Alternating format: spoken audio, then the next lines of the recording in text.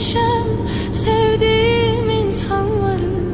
Belki çok aldatmışam can diyen cananları. Sonda görmezden gelip ettiğim nöksanları. Var ümidim affedersen.